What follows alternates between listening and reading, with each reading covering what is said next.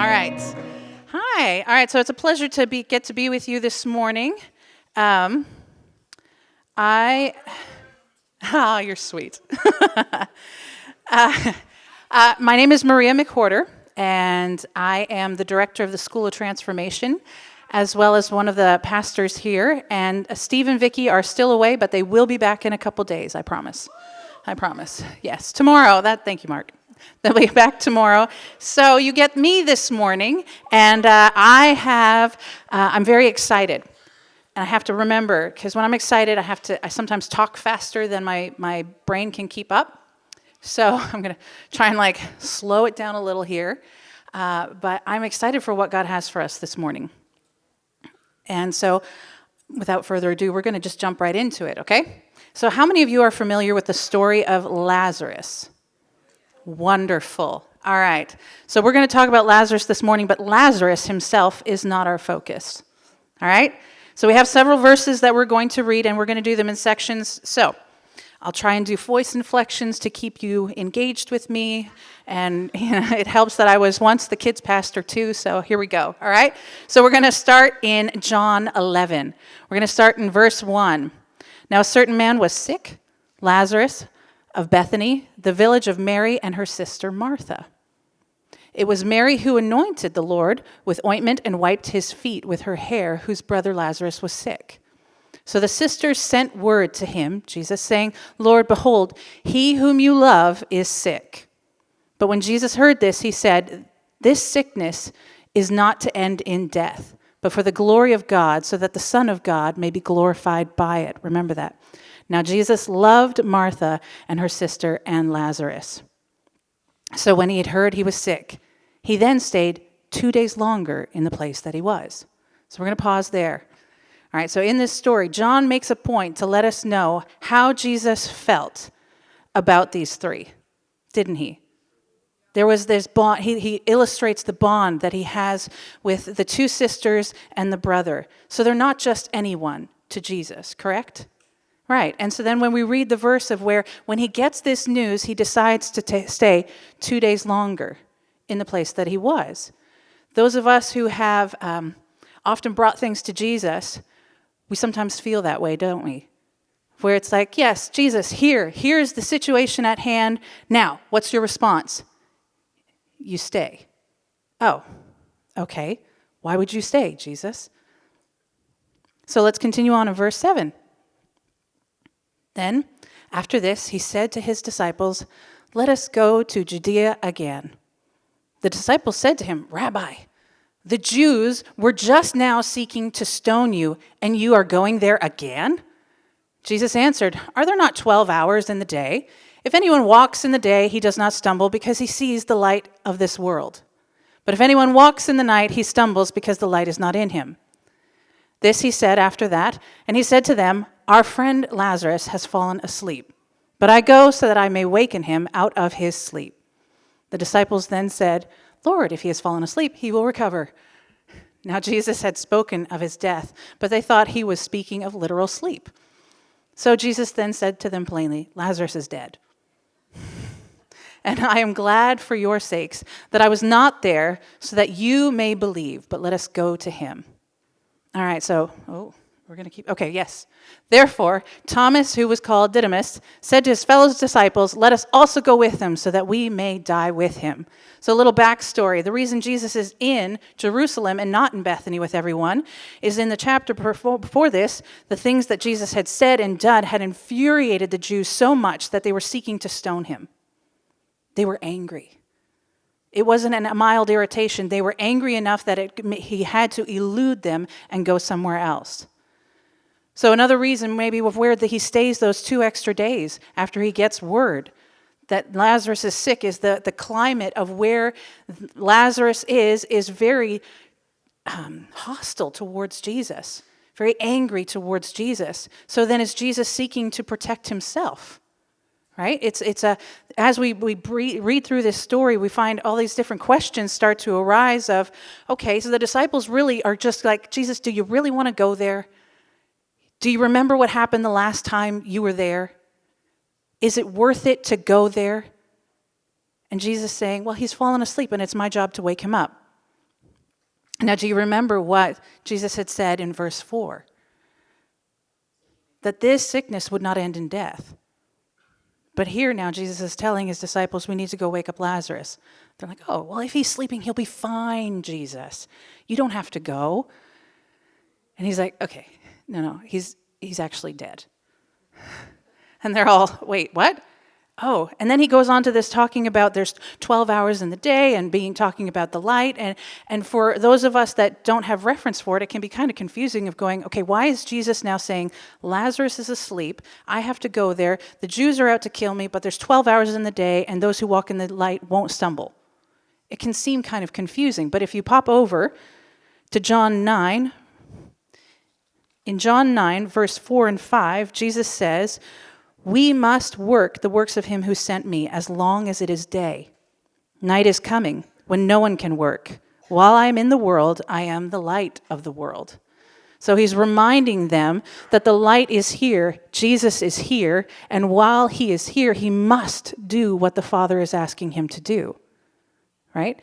If I was to title this message, if you think about Lazarus himself, that isn't our point. Our point is following the will of the Father. Because if we follow the will of the Father, he said from the beginning that this sickness will not end in death. Right? And so we begin to go, okay, but now, Jesus, are you a liar? Because now Lazarus is dead. Right? And so we question and we go, wait, now how do we grapple with that? But it's the understanding of who it is, this light that has come into the world, and what authority he carries as he then says, we go to wake him up. Despite the potential for physical harm for himself, we're going to go and we're going to wake Lazarus up. Okay. Sleeping is another example of where Jesus points out if you look in Luke 8, and you remember Jairus' daughter, he walks in and everyone's crying and upset. And Jairus had gone to him and asked Jesus to come to his house because his daughter was sick. If you are willing. Jesus is willing, and he goes. And he comes in, and these people are upset, and they say, don't bother him anymore, she's dead. Right? And he reminds them, he says, she's not dead, she's just asleep. And they laugh at him. They laugh at Jesus to go, we can see plainly with our own eyes, paraphrases mine, that she is dead. She has stopped breathing, she is dead. And Jesus sends them all out, and he wakes her up. And she gets up, and he orders them, give her something to eat, right? So it is not beyond what Jesus can do when the disciples hear Jesus saying, he's just asleep. It's going to be okay. It will not end in death. All right, so in verse 17, 22 through...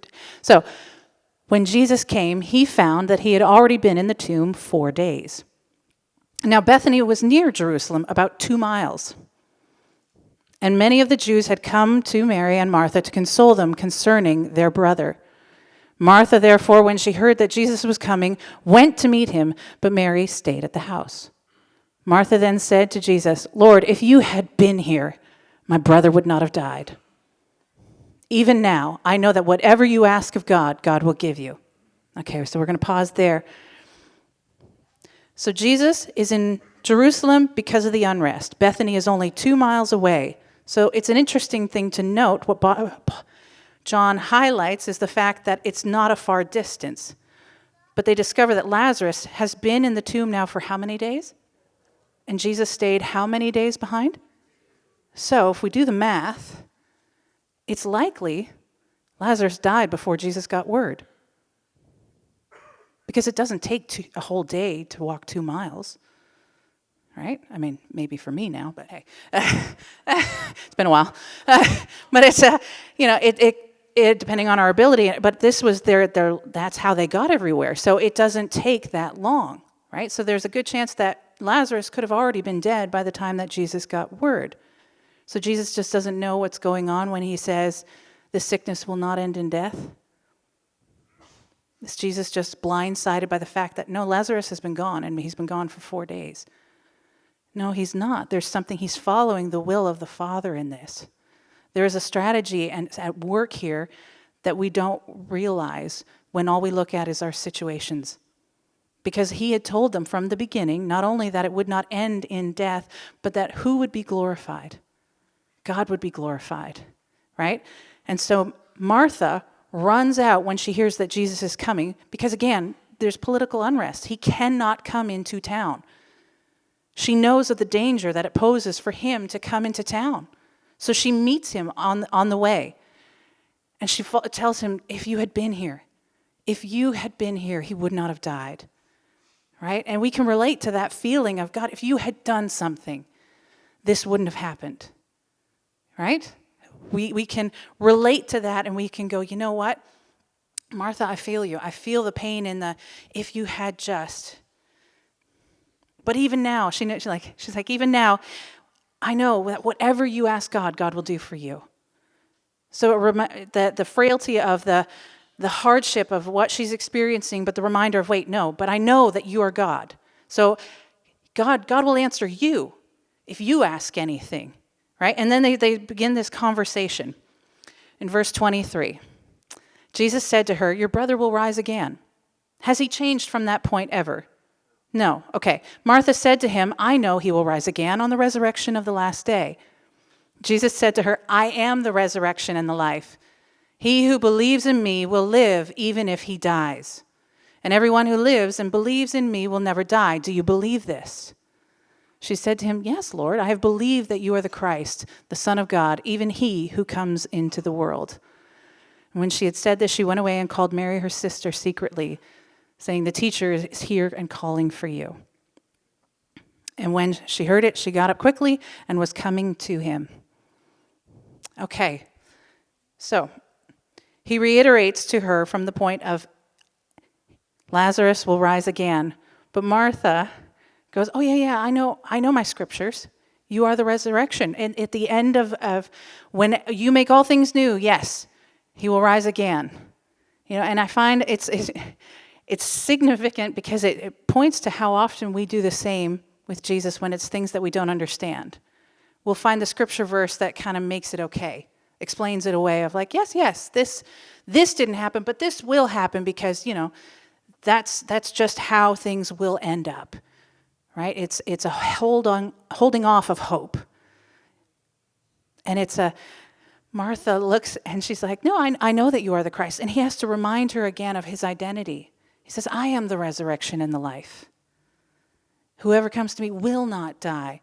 And there's back and forth of understanding in what does this world actually show us versus what does God actually mean?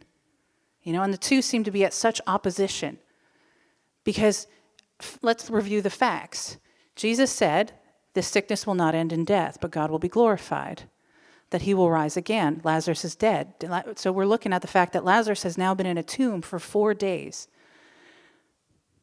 And the sisters of the people that he loved, right? Remember how John described it? It's people that he loved, that he had relationship with, that it could almost look like he was not there for. That is our broken way of thinking.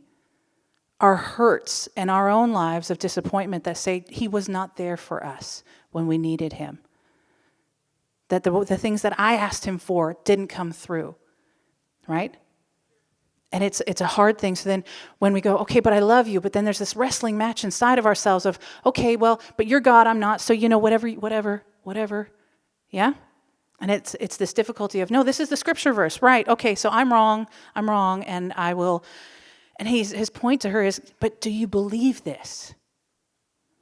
You say this, that you know this about who I am, that that all things will come to life through me, right? What was that in?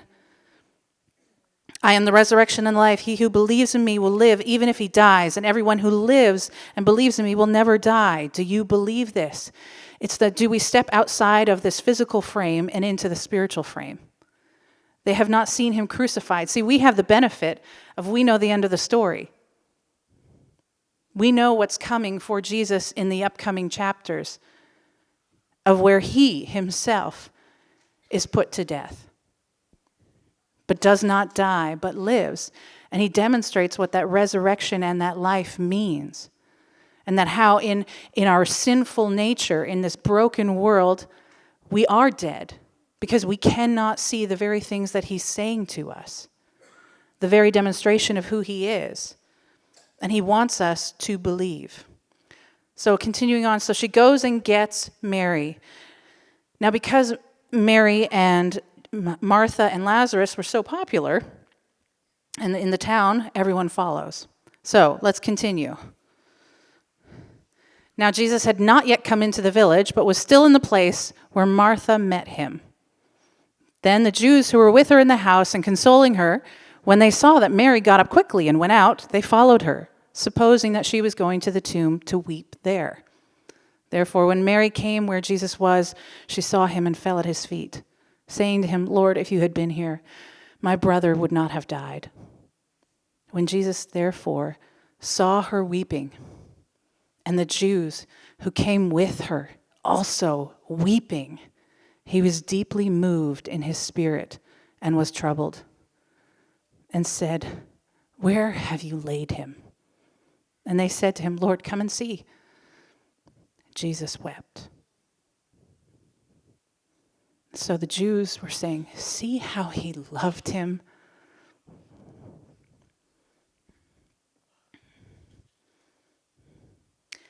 We forget that Jesus was fully God and fully man. The writer in Hebrews talks about how there is nothing that we have encountered that Jesus had not encountered himself. And yet he was tempted and did not sin. And he does this, it says, to be the great high priest for us, the one that can show us the way how to do it. And I feel like too often when we read this, we go, it's more out of a condemnation against us. But everything about Jesus, in the things that he says and the ways that he does things, is actually out of a compassion for us. What have we done to deserve? What had Mary, Martha, and Lazarus actually done to deserve to God being glorified in their midst? What have we done to deserve the things that God does for us? And we can take that in a false humility and then go, you know what, I deserve nothing. Therefore, I expect nothing. And we distance ourselves from him because we think that's easier to not be disappointed. Right? We can relate. Mary and Martha, they both said, if you had been here, Lazarus wouldn't have died. But that wasn't the point. Lazarus isn't the point. Lazarus isn't the point. I mean, for a second, let's think about Lazarus' point of view, okay? You're dead. Therefore, you don't care about anything anymore. You don't have to worry about anything anymore. You don't have to think, there's no more sickness, there's no more stuff, there's no more anxiety, all these things that Lazarus doesn't have to deal with anymore. Right? It's like, oh, score. And then they want him back. And it's like, wait, what? Why? I mean, soon he's going to be in paradise with Jesus, but no, we're back. We're back, and a little stinky, and tied up, because he's been in that tomb for 4 days. Oh, that was a spoiler alert. So sorry. But Lazarus is doing fine. Nothing's bothering Lazarus. He's cool. It's the people that were left behind that struggle to go, I can't grip, God, with what you're doing, what your plan is here. But here's what we forget. He told them from the beginning what the plan was. He said, this sickness will not end in death. Did you catch that part? End. Who is the beginning and the end? Jesus. Who has the ultimate authority? Jesus. Does death? No. Because he's about to go to the cross and take back the keys of sin and death. And this troubled feeling as he sees them, and we go, oh, that's another point of this misunderstanding. But what's interesting is you read forward a couple chapters, and Jesus is troubled again when he's in the Garden of Gethsemane. And he knows the weight of what's about to occur. And he asks the disciples, in his troubled state, he asks the disciples, stay and pray with me, for I'm troubled. Some versions say even to the point of death. I'm troubled to the point of death. And I get convicted every time I read those verses. Because guess what the disciples did? They fell asleep. Not the sleep that he's referring to about Lazarus here. They didn't die, but I'm talking about the sleep of I'm bored. I'm not invested. I don't really know what I'm doing here and what you want from me, so I'm just going to meet my need first. And Jesus gets troubled in that moment. And he's troubled again when Judas comes to betray him. Right? And it's this fully God, fully man, and this stirring within himself. I'm trying to bring you the kingdom of heaven and cause you to understand what is really at work here. But all you see is your circumstance. And it's this wrestling inside of himself, of this agitation of going, how will you see? When will you know? And then it's time. It becomes time.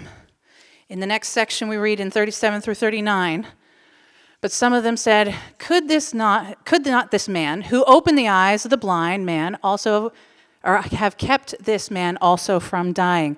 Ooh. So Jesus, again, being deeply moved within, came to the tomb. Now it was a cave, and there was a stone lying against it. Jesus said, remove the stone. Martha, the sister of the deceased, said to him, Lord, by this time there will be a stench, for he has been dead for 4 days. Is that? Yep. So, Martha, ever practical, love her. She's like, there's a crowd here. My brother stinks. Are you sure you want to do this? Right? But they're caught between these worlds of we want to see this happen. And it's Jesus is deeply moved, and he's saying, and it's we fail to see the compassion of him because we just see what we didn't see happen. The people, where we fall into the same trap of the people that looked at Jesus and said, now, isn't this the man who opened the eyes of the blind? Could he have not done something here too? And they start to feed into that doubt of like, oh, can he actually? Well, he did this, but what about that? And there's this like making this undercut of the authority of Jesus, of saying, well, but why would he not? If he is so capable, why wouldn't he do this? Right? And it's time. And so they open up the tomb, and then Jesus says in verse 40, Jesus said to her, did I not say to you that if you believe, you will see the glory of God? So they removed the stone. Then Jesus raised his eyes and said, Father, I thank you that you have heard me. I knew that you always hear me, but because of the people standing around, I said it, so that they may believe that you sent me. Then when he had said these things, he cried out with a loud voice, Lazarus, come forth. The man who had died came forth, bound hand and foot with wrappings, and his face was wrapped around with a cloth. And Jesus said to them, unbind him and let him go. Therefore, many of the Jews who came to Mary and saw what he had done believed in him. It did not end in death. The glory of God had been revealed, and there was a crowd to witness it, the same crowd of people that previously were seeking to kill him in the place that had such tension. And I look at this and I go, man, if we just take this the fact that Lazarus was dead and now he's alive out of the equation, and we look at the ups and downs of the human emotion in this, and the frustration of what it is to actually understand what God means. It relates so much to what we walk through day in and day out, isn't it? We're all at different points in the journey of understanding who God actually is and what has he made us for and how do we understand him. There's things that we hear and we read and we go, this is, it's beyond my comprehension, right? But he makes this possible for us to know him.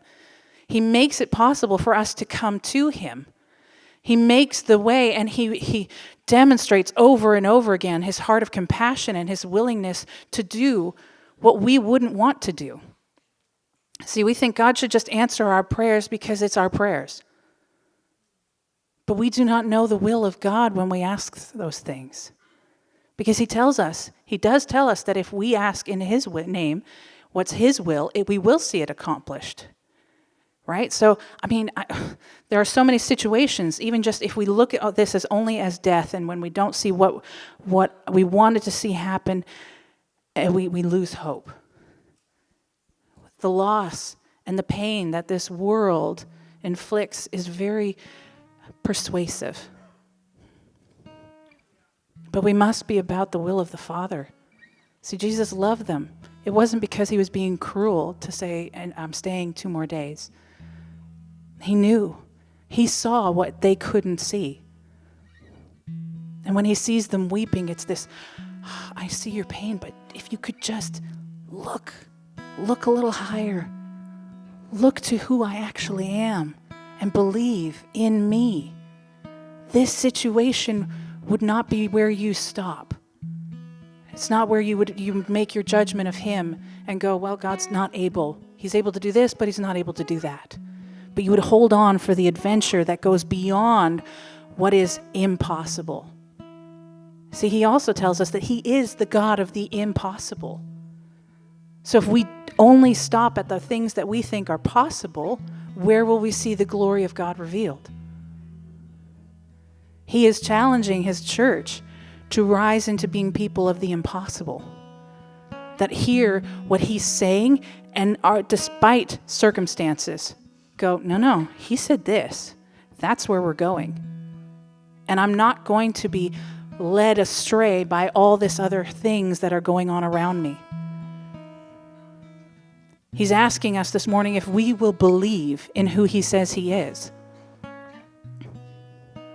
Do you know that he loves you the way he loves Mary, Martha, and Lazarus? Do you know that his heart is for you to see God's glory revealed in your life? If that is the case, then what are you willing to do in response to that? If it looks dead on the outside, doesn't mean it's actually dead. He is the resurrection and the life. I thought of, when you see a tree in wintertime. I mean, California is very different than where I grew up because it's very evident in Canada when it's wintertime that things look dead and cold, covered in snow and ice. And here everything's kind of more green in the grass side of things. But the trees, if it's not their season, they look dead because there's nothing on them. There's nothing evident of what kind of tree, right? But it's not their time yet. So if we were to just chop down the tree because winter came, we would be minus a lot of things that we needed in spring. Yes? So we know the logic of that. But let's place that also in the things that God is in control of. He knows the seasons. He knows when things are supposed to be produced. And if we start chopping things down that he's actually at work on, we're going to miss it. You hear me? So Jesus, we thank you. We thank you that you are the resurrection and the life, and that nothing is impossible for you. And would you heal our unbelief, the places where circumstances have caused our trust in you to be in question. We want to follow the will of the Father, the way you demonstrated following the will of the Father. And there are things that you have said to us that we're not sure how that's going to come about. But we will go where you lead us. And if that's your prayer this morning, I invite you to come forward and just make that commitment afresh to him.